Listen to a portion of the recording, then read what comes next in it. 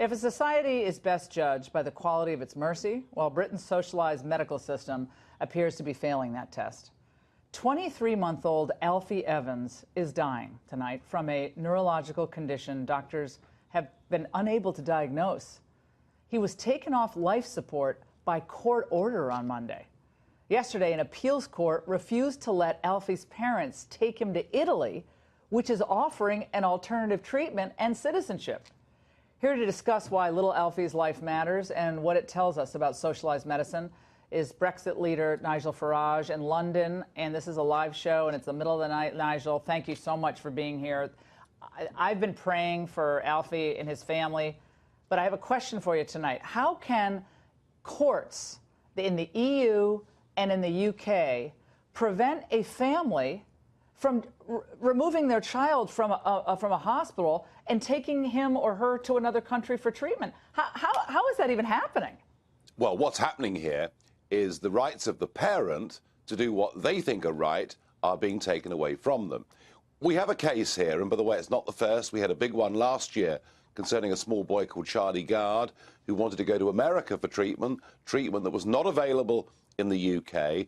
And in this case, with young Alfie, there's treatment available in Italy that is not available here. Now, the little boy is very sick, but I mean, any parent in the world who's got a child that's sick would move heaven and earth if somebody else could offer them a different treatment. And yet, what happens here is our state-run medical system decides there is nothing else that can be done, and backed up by state courts, they make a decision that those parents are not fit to move their child somewhere else. And when you think about this case, I mean, the Pope's intervened, the Italian president even granted the boy Italian citizenship, and still the medical profession and the courts say, no, we're sorry, we're putting the plug, the life support machine has been turned off. So this gets to the absolute heart of how much freedom does the individual have?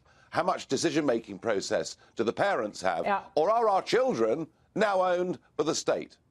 I mean, Nigel, it's almost like they broke Alfie's father today, because at the beginning of the day, he was saying, come here and see how my son is a hostage of this hospital, which is what we on this show and so many others have called him. He's like a hostage of the National Health Service. And he said, what we are enduring is not right. But by the end of the day, he had changed his tune and basically said, everybody go back to your lives. And I think the hospital kind of sounds like he was threatened. And he said, well, you're not going to get anything from us unless you tone it down. There was a picture yesterday of this hospital, Alderhay Hospital in northwest of England, with 20 uniformed police officers standing outside the door of the hospital to stop little Alfie being taken out and to stop protesters from getting in, using the police to keep the child in the hospital. Now, these parents have been through every single legal process available to them, and I'm guessing now that the life support machine has been turned off, now that there is no prospect at all of the young boy going to Italy, in the end, the father has accepted the inevitable. Whether he was threatened or not, I don't know. But what I do know is that when I was involved in this Charlie Gard case last year, I turned up outside the hospital, in this case Great Ormond Street Hospital in London, and I was told in no uncertain terms by the PR services for the hospital that what I was doing was damaging the reputation of the hospital by doing press reports outside where this little boy was dying. And it is just, it's classic of the establishment closing ranks, the state being all-powerful, and frankly, what is happening today, what is happening right now, is a form of state-sponsored euthanasia, and I hate it. No, he's now an undesirable, and we can't help him. Undesirable because he can't be fixed. I think part of it, we're almost out of time. I think part of it, Nigel, is the National Health Service. They don't want to risk the fact that he goes over to Italy, maybe he gets treatment, and he has some quality of life, and that's a big embarrassment to the National Health Service. Thank you for being up late for us tonight, Nigel.